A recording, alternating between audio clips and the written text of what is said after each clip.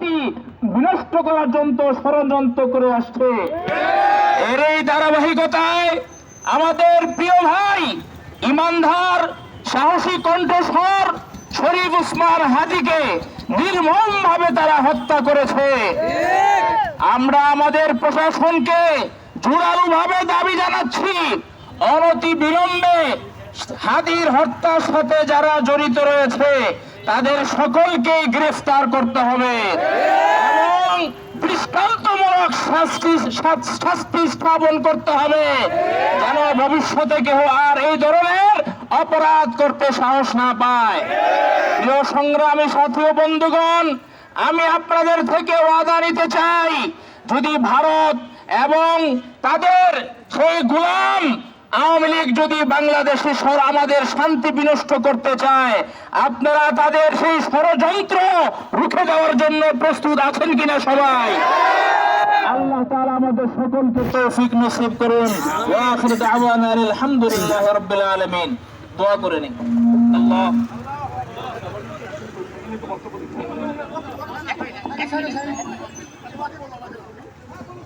আসসালামু আলাইকুম।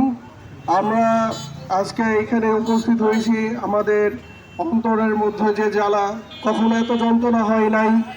আমাদের হাদি ভাইয়ের জন্য যে ইনসাফ ভিত্তিক রাজনীতি প্রতিষ্ঠা করতে চাইছিল, এই বাংলাদেশে যে বাংলাদেশকে ভালোবাসে তারা এই মৃত্যুর কোলে ঢলে পড়ে। বাংলাদেশকে ভালোবাসা, যারা বাংলাদেশকে ভালোবেসে বাংলাদেশকে পরিবর্তন করতে চাইছিল, আজকে ভারতের আধিপত্যের কারণে তাকে খুন হইতে হয়েছে।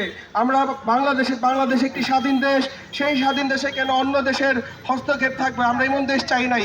54 বছরের যেই বাংলাদেশ পরিবর্তন হইতে পারে নাই, সেটার দায়ভার এই প্রশাসনকে নিতে হবে। প্রশাসন সবকিছু জানা সত্ত্বেও তারা কেন হাতি হত্যার যারা হত্যাকারী ছিল তাদেরকে কেন ধরতে পারলো না? তারা সবকিছু জানা সত্ত্বেও এই প্রশাসন যদি আর শক্ত থাকতো তাহলে অন্যায় অত্যাচার কেউ করার সাহসই পাইতো না। আমাদের এই প্রশাসন, এই হতভঙ্গ প্রশাসনকে আমরা বলতে চাই, এরা বলে বিসিএস ক্যাডার দিয়ে একজন প্রশাসন হয়। তারা অন্যায় এমনকি ঘুষ থেকে শুরু করে সবকিছু তারা জড়িত থাকে। তারা বলে বড় বড় শিক্ষিত লোক হয়। আজ বড় বড় শিক্ষিত লোকরাই আজকে চুরি করে, আমরা কেউ বাধা দিতে পারি না। কেন পারি না? তারা যদি ভালো হইতো তাহলে আমাদের আজকে এর করতে হইতো না। আমরা অন্যায়ের বিরুদ্ধে জীবন দিতে রাজি আছি ইনশাআল্লাহ। আমরা কাউকে ভয় পাই না, এটা বলে দিলাম। প্রশাসন হোক আর যেই হোক, আমরা অন্যায়ের বিরুদ্ধে আছি, অন্যায়ের বিরুদ্ধে মরে যেতে চাই, কিন্তু কখনো অন্যায়ের আপোষ করবো না ইনশাআল্লাহ। আর হাদি ভাই রোগের মাগফিরাতের জন্য আপনারা সবাই দোয়া করবেন, আমার ভাই যেন জান্নাত নসিব করে আল্লাহ। الحمد لله رب العالمين والصلاة والسلام على خير خلقه محمد وعلى آله وصحبه أجمعين. ربنا آتنا في الدنيا حسنة وفي الآخرة حسنة وقنا عذاب النار.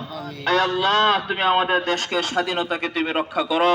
আয় আল্লাহ, হাদির মতো বলিষ্ঠ সত্য কণ্ঠস্বর তুমি আরো পয়দা করে দাও। আয় আল্লাহ, হাদির মতো সত্য কণ্ঠস্বর তুমি আরো পয়দা করে দাও। আয় আল্লাহ, এই দেশের স্বাধীনতায় যারা হাত দিতে চায়, বিনষ্ট করতে চায়, আয় আল্লাহ আমাদেরকে তাদের মোকাবেলা করার জন্য সক্ষমতা দিয়ে দাও। আয় আল্লাহ, আমাদের দেশকে তুমি রক্ষা করো। আয় আল্লাহ, এই দেশের স্বাধীনতাকে আমরা যেন বজায় রাখতে পারি, রক্ষা করতে পারি, সেই তৌফিক তুমি নসিব করো। আয় আল্লাহ, তুমি হাদিকে মাফ করে দাও। আয় আল্লাহ, তাকে শহীদ হিসাবে তুমি কবুল করে নাও। আয় আল্লাহ, তুমি তার পরিবারকে সবরে জামিল ইখতিয়ার করার তৌফিক দিয়ে দাও। আয় আল্লাহ, তাদেরকে তুমি উত্তম প্রতিদান দান করো। আয় আল্লাহ, এই হাদি রক্তের বিনিময়ে আমরা যেন এই দেশকে রক্ষা করতে পারি।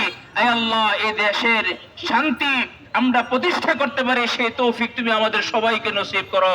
রব্বানা তাকাব্বাল মিন্না ইন্নাকা আনতাস সামিউল আলিম ওয়া তুব আলাইনা ইয়া মাওলানা ইন্নাকা আনতাত তাওয়াবুর রহিম বিরহমাতিকা ইয়া আরহামার রাহিম।